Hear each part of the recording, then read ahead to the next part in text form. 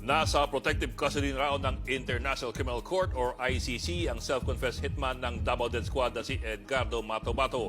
Ayon po yan kay dating Senadora Laila De Lima. Bukod sa kanya, may ilang testigo pa raw ang posibleng na-access na rin ng ICC. Nasa frontline ng balitang yan si Maricel Halili.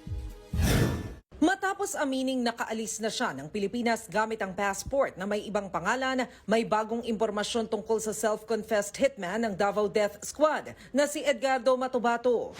Sa panayam sa programang StoryCon ng One News, isinawalat ni dating Senador Laila De Lima na nasa protective custody na ng International Criminal Court o ICC si Mato-Bato. Para ito sa ginagawang investigasyon sa madugong drug war noong Administrasyong Duterte. Kasama rin daw dito ang isa pang self-confessed hitman na si Arturo Las Cañas. Pero hindi binanggit ni De Lima kung nasaang bansa si Mato-Bato. Ang alam ko, na-access na rin siya ng ICC.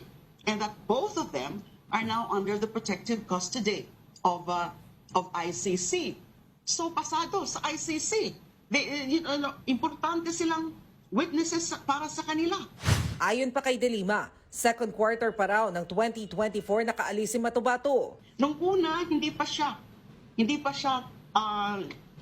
ina-access ng ICC. Eventually, they did.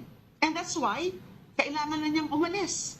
Kwento pa ng senadora, bukod kay Mato-Bato, posibleng may access na rin ang ICC sa iba pang testigo para patibayin ang kaso kaugnay ng extrajudicial killings laban kay dating Pangulong Rodrigo Duterte. I do not know exactly the actual the state of evidence.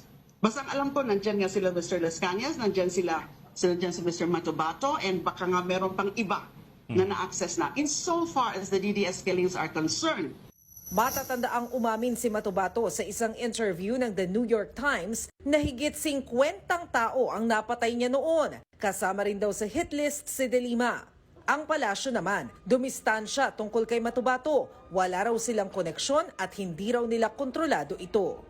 But if he intends to go to testify in another forum, that's also beyond our control, no? Hindi namin siya ina-encourage, hindi rin namin siya dinidiscourage.